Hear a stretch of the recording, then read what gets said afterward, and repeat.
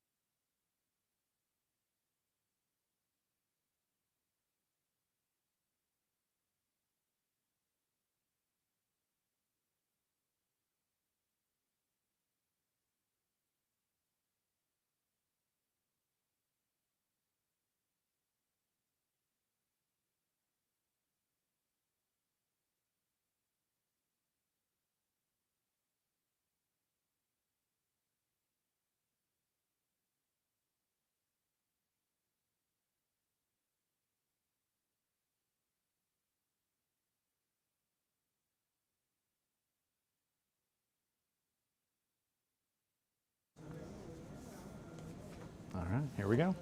4, 3, 2. All right, it's 7:30 on this Wednesday night. That means it's time to find out if you like it or not. I'm producer Chris, and as always tonight we are talking about everything from how to buy concert tickets, how it could be changing. We're also talking about smart toilets. We'll get into that in just a little bit. I'm dying to know how you guys feel about that one. So Jim, let's go ahead and show people how they can join the conversation. You see the graphic right there. We are streaming, so of course there are a lot of different ways to do it. If you're watching on YouTube, hopefully you can hear us tonight. I know we had some technical difficulties last night. I apologize, but hopefully you can hear us tonight and you can leave some comments in the chat. We'll read them coming up a little later. If you're watching on our website, Fox Local on your phone, any mobile version of the show, and you want to join the Zoom room, I posted a link on my Instagram story. You can click on that. It'll take you right into the Lion Zoom room. Instagram also where we post on our broadcast channel. That's a story that we use to get the conversation started. You see Fox 5 producer Chris is how you can find both of those. And last but not least, if you're watching on the Fox Local app on your connected TV, you can make it a two-screen experience. Just grab your phone, scan the QR code, and get the hot takes ready.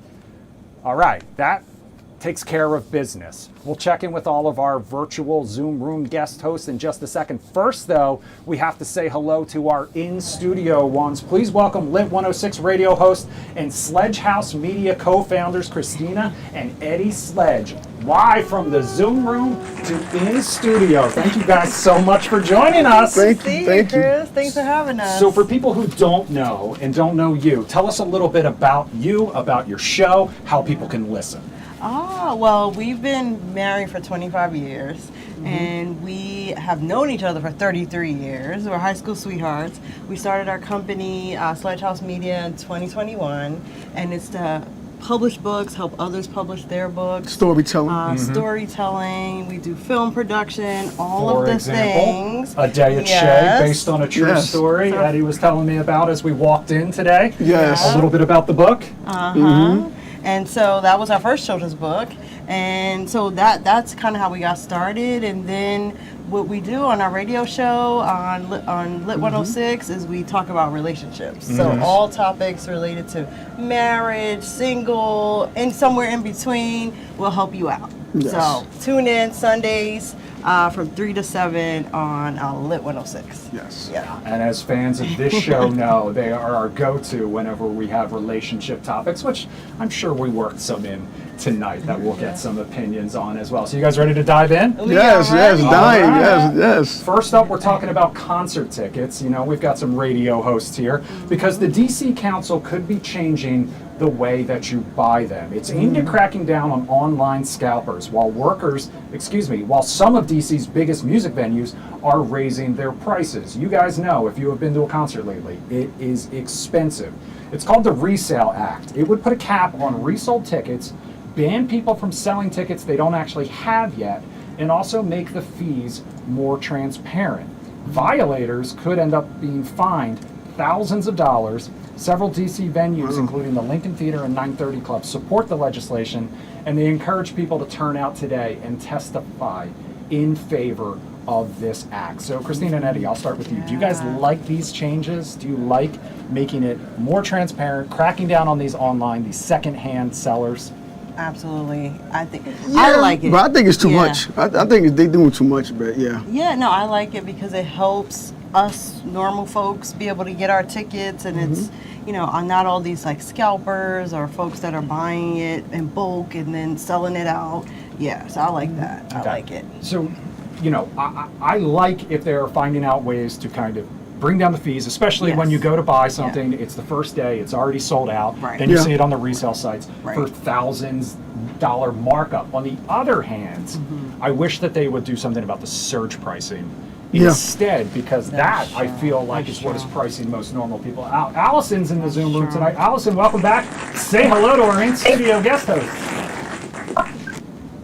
Ever, how are you? Hello.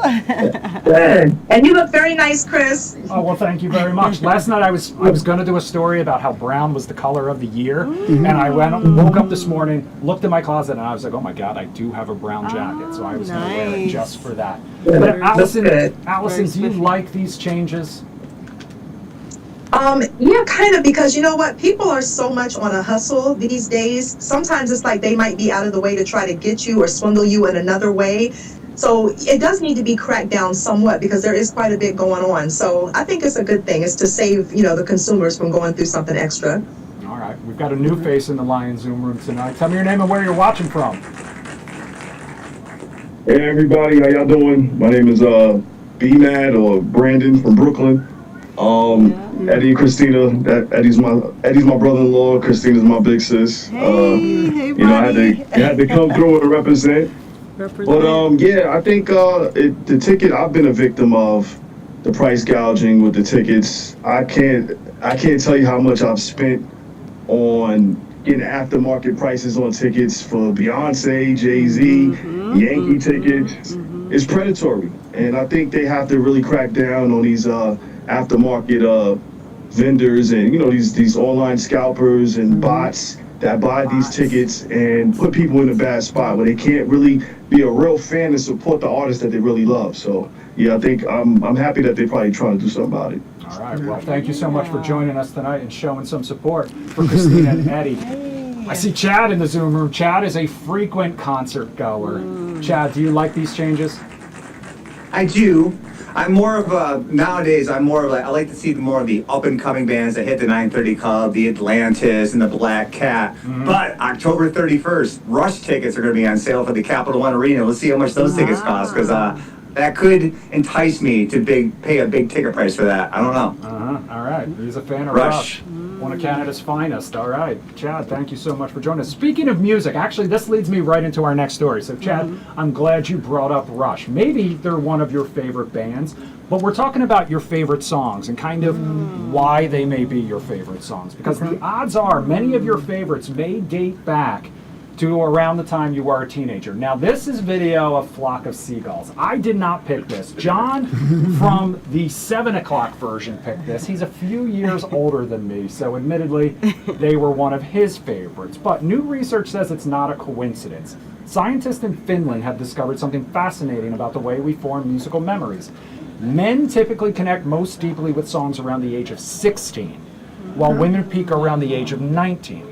They say men often use intense music for rebellion and identity formation in their mid-teens, while women engage with songs for broader emotional and social purposes that take longer to develop. So, Christina, I'll start with you.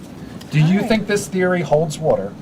And what would you say would be one of your favorite songs? And does it connect back to when you were a teenager? Yes, absolutely.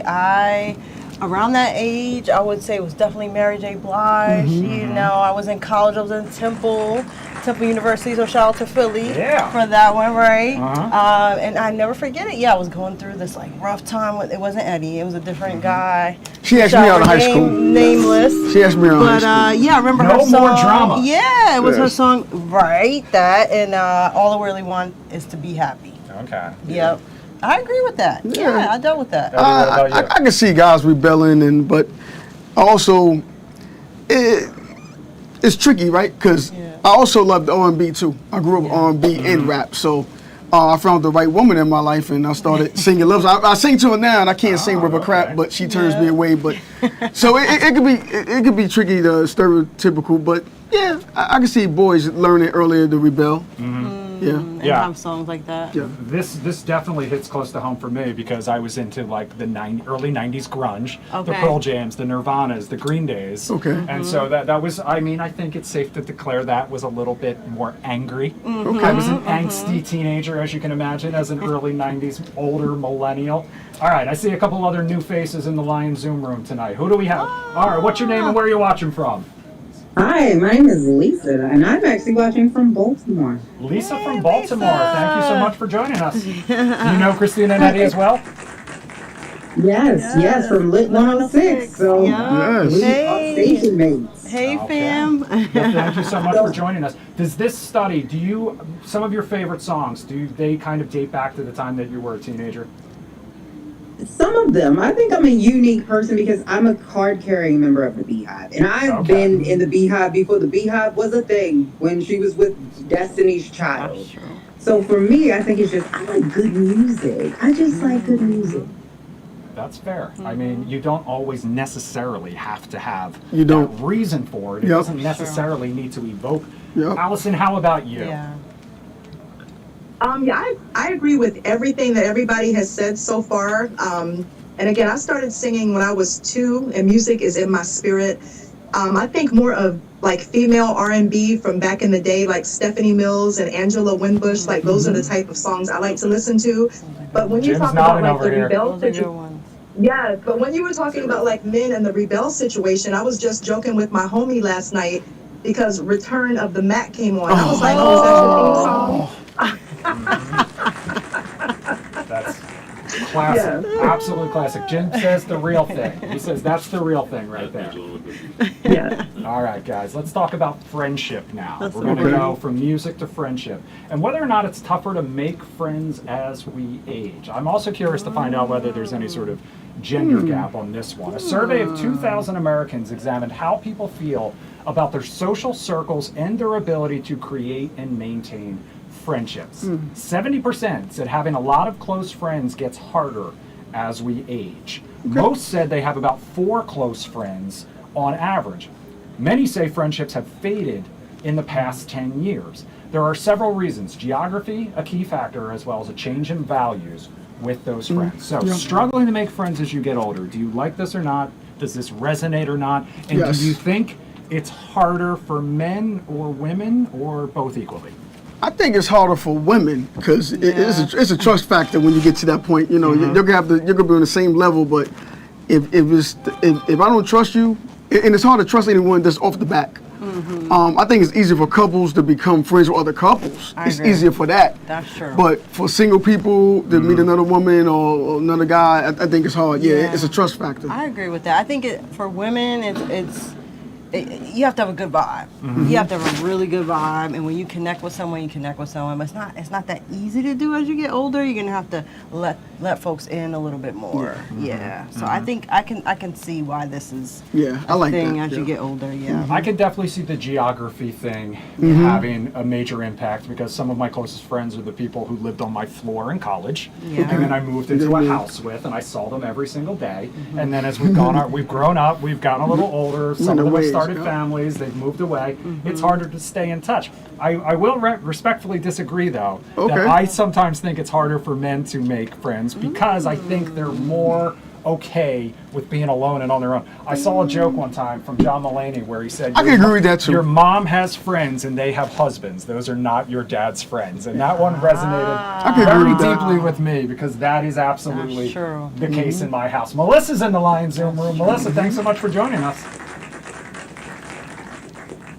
I still have friends. I have a friend as old as almost 40 years, still in relation with her. I have another one who's 30 years old and another one 15 years. And it gets harder to make friends as I get older.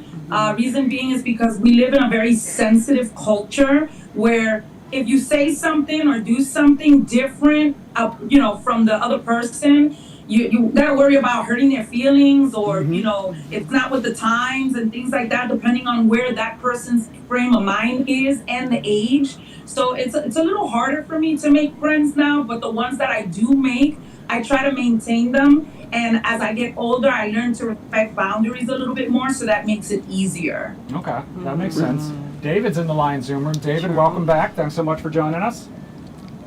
Thanks for having me, Chris. All right, let me get your thoughts on this study. I have no problems making friends, Chris. I have a magnetic personality. I was going to say, Right? the most new friends that I have made lately are all of my friends in the Lion Zoom room, Right. which have become real life friends as well. B-Mads is in the That's Lion right. Zoom. Allison's my good friend out there. Yeah, that's what I love to hear. That's true. B-Mads, what do you think about this?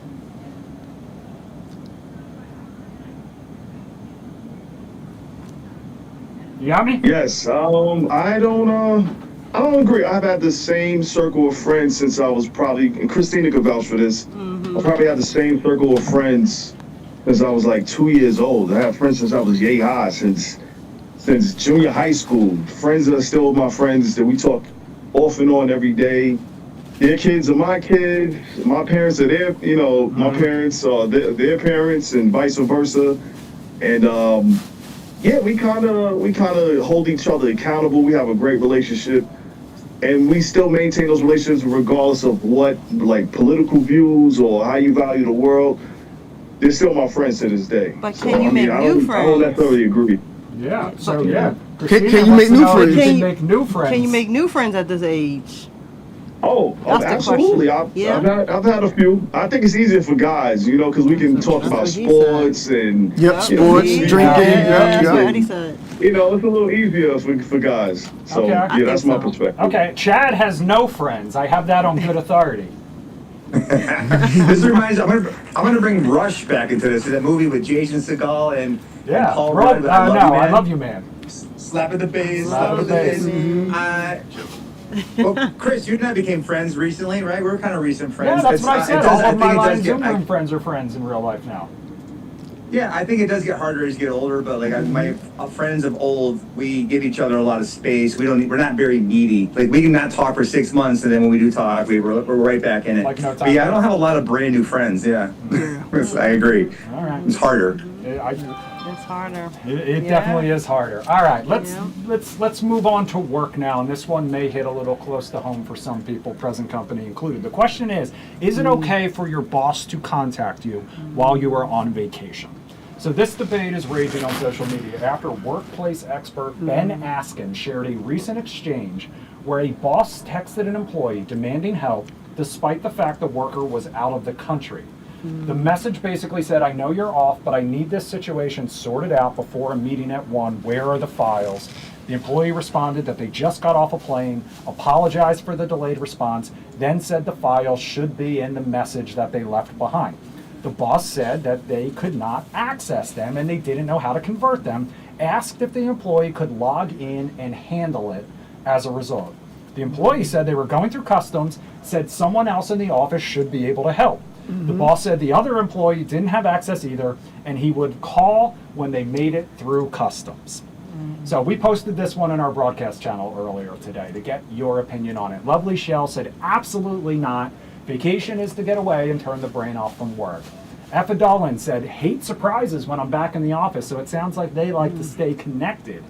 Freddie says, oh no, I would not like this one. As of right now, I don't have a job, but if I have one and this happened, unexpected. Byers Jr., sure, to give me more vacation time. So that's the only way they're answering a call from their boss. And Chanelli says, depends on the issue, but would definitely have my phone on do not disturb, #vacation mode. So, do you guys like the idea of your boss contacting you while you're on vacation, or is it a case-by-case basis? Case by case. It depends who's your boss. They could have been blessing you and loving you for a long time, and you're like, I got you, right? But in other cases, my phone is off. Nope, click. I'm sorry, but it depends on the person, the situation. I agree. My boys are watching tonight, so yeah. Okay, so I told my boys to watch tonight. Always available. You can hear my phone literally going off right now. I heard it, yeah. Could be my boss for all I know. Yeah. Lisa, do you like I know you guys work, you guys are in the same family, Lit 106 family, so the boss may be watching as well. But this idea of a boss contacting you on vacation, do you like it or not? Absolutely not. I know we mentioned Paul Rudd a couple times. My boss could be Paul Rudd, and it is going to the voicemail. Absolutely not. If I'm on my vacation, let me rest. You want me to be rested unless you are going to give me more vacation time. That is the only way. And it's Paul Rudd. I'll answer for Paul Rudd. That's a trade-off. All right, David, what do you think? Answering that phone call, or are you just going right to voicemail? It really needs to be in exceptional circumstances. Millions of dollars are on the line. But even so, expecting a response in an hour, like not even enough time for the person to deplane and get through customs, that's still outrageous. And regardless of, the response, it needs to come with some kind of additional compensation, whether it's money or time off or something. But it really needs to be an exceptional circumstance. All right. Well, you guys can keep the comments coming on all of these stories we have talked about so far over in our YouTube chat. We'll check that coming up on the other side of the break. In the meantime, coming up next, we are talking about smart technology for your toilet, and if you like it or not. We'll be right back. All right, we're clear for a couple of minutes. We'll have 2 minutes. You can answer the rest. I had to get the boss out. So I told my boss to watch tonight. He's like, I'm gonna watch. All right. Well.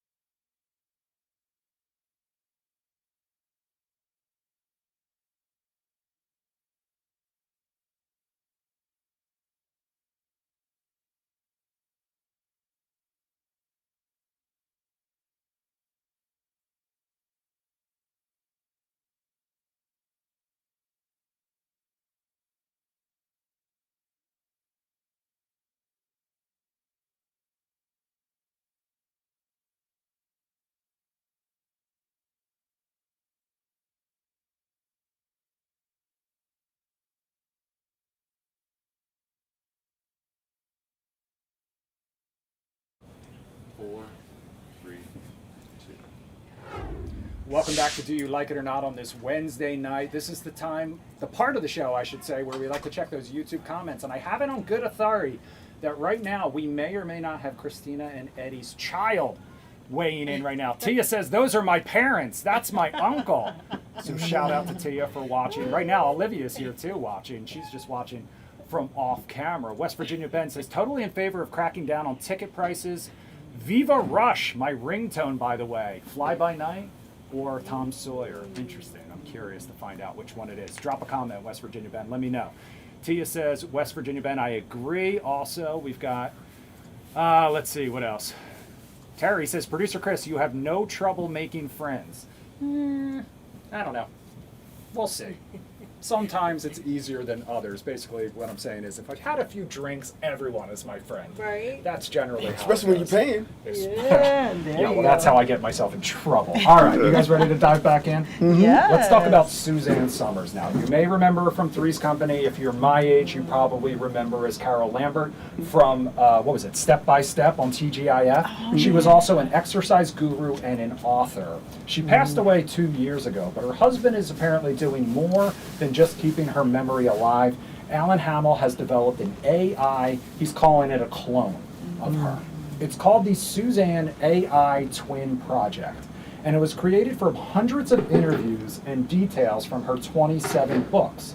Hamill says the clone will be able to interact with fans online. It's so realistic, he says, people won't be able to tell the difference. So I'm curious, an AI clone of your significant other. What's most fascinating about this, and we talked about this recently with like Kim Kardashian, with her dad, but this he's putting out into the public. So is it just a way of kind of keeping her estate going? I have a lot of questions about this. Yeah, there are a lot of questions about that. I do not want an AI clone of Eddie. All right. I love Hey, I like it. There's no one that can replace him. Yes. So no, I don't think that's cool. I think it's kind of creepy. Like I said with the Kim Kardashian story. I don't like this. I mean, like you said, maybe it's a way for him to sell her likeness and image type thing, the NIL stuff. So I don't know, it's still kind of creepy. No, I don't like it. Yeah, I don't like it. That means you're talking to something that's not real. Yeah, exactly. It's a computer. Allison, I see you shaking your head yes. So I mean, none of us like it. Now I was agreeing with Eddie because for me, it's going to make you a little bit psychologically thrown off because you might get too connected to an inanimate, thing. Like this is no longer her. And then even seeing it online, people like me, I forget things easily. So I'll be like, oh, she's still alive. I thought she died. Like, I get confused sometimes on who's dead, who's alive. You're going to confuse people. So I don't think it's a good idea. Yeah, you know, it feels exploitative in a way, especially if it's a way to make money. Money, yeah. And I know a lot of families, you know, Michael Jackson's family, the hologram tours and things like that. I understand why people want to keep the memory alive, the music alive. But you don't have to make it public. You can just keep it private. Exactly. Yeah. So you're trying to make some money, yeah? So we'll see how that one plays out. All right, this is the story that I teased before. It's going to get a little personal. It's going to get a little TMI. I apologize in advance. Okay, we're ready. But we're talking about some new technology. We've heard of smart rings. They track your sleep activity. The smartwatch that checks your heart health. I wear the Oura ring that checks my heart rate value, my blood pressure, my sleep scores, so many other things. But now there's a new one, and it's in your bathroom. It's called the Kohler Dakota Camera, and it is designed for stool surveillance. I apologize. The device that attaches to your toilet shoots pictures of what's going down in your toilet bowl. Those snaps then head to an app on your phone that examines your gut health. Health experts say that knowing what's coming out of your body is just as important as knowing what's going in. So the new camera costs $600, and you also need an annual subscription fee. So, Christina and Eddie, a smart toilet, do you like this or not? See, at first I was like, no, because it's very weird and disgusting. weird. But then I'm thinking maybe if this can substitute for a colonoscopy, instead, you know, Yeah. that might work. I'd rather do that than have to go through the whole colonoscopy. No. Do you study the pictures? Does it take pictures Yeah, it of takes what's in the pictures. toilet Yeah, and then takes tell you what's pictures. wrong? Yeah, it does. Oh, What do you think? Our daughter's still don't over like there. it. She's going to be a doctor. Okay. So what do you think as a doctor? I mean, it constitutes a scam to me. 'Cause Sounds it's like a scam. You She should says just it look at sounds your like a own, scam. Your own stuff. What's wrong with you? Now, now let's just imagine a world where you did get this and you have the app. Are you then sharing data? Oh. I won't even share it with her. No. Oh, Hell no. that's that. Oh. Be mad. I can't do that. That's a good question, Chris. Be mad. Stool surveillance. 2 words I never thought I'd say. $600 to analyze my poop? Yep. I don't know, man. I mean, I get it for health reasons why it could be beneficial to certain people, especially African Americans. You know, analyzing our stool, and you know, yeah, Chris mentioned the colonoscopy. But I don't know, man. I don't know if I'm cool with that. Yeah. It feels weird to me. It's on the one hand, Melissa, on the one hand, you know, at least it's the privacy of your own home. It's slightly awkward, but at least it's not going somewhere else and having it analyzed. That's true. For somebody who takes, you know, magnesium citrate once a week, you don't want to know what happens, you know, 5-6 hours later. And then who's in control of that camera? Who's to say that they may not capture something else? Absolute hell no. Yeah. You're not studying my poop. If I want to study my poop or I want to give something to my doctor, I can provide a stool sample. But to put something in there and I got to pay for the subscription, no, that's invasion of privacy. I'm sorry, I'm not doing that. Yeah, No. David, that was the one thing. We got so distracted by what was happening. We forgot to mention the fact that we're literally putting a camera on our toilet. Right. That's true. That's true. David, you there, buddy? And there are other things, right? Yeah, I'm here. I'm surprised at Melissa's answer. I was kind of expecting her to share what her results of her recent test on the test on the air here. But yeah, you know, Chris, I thought it was amazed in Europe. You travel in Europe, they got these toilets with a little shelf underneath, and I'll watch my language, but they call it a pooping show, you know, but not the poop. And The alliteration. That's Alliteration. that's more info than I want to be sharing with some app. You Yeah. know. I agree. And that will be, listen, what a perfect way to end this show than that story. Christina and Eddie, thank you guys so much. Thank you. Remind, We remind enjoyed everybody it. where they can listen and follow along. Yes, listen to us on Lit 106. You can listen to us on Apple Music, Odyssey, Autolist, any Amazon Alexa device on Sundays from 3 to 7. So tune in. We got some really good topics. We actually take some of your topics too. Oh, I'd love to hear it. Yeah, All right. yeah. Well, we hope to see you guys back soon. And in the Lion Zoom room, thanks to the new faces who joined us, Lisa and B-Man. Thank you to everyone. As always, we'll be back tomorrow night, same time, same place. Tony P and I, 9 o'clock tonight. First, though, you can catch Tisha, Fox 5 News at 8. For Producer Jim, I'm Producer Chris, Christina and Eddie. Hey. Have a great night. We'll see you tomorrow. Good night. Thank you guys so much. Thank you, TikTok. Bye. Thank you.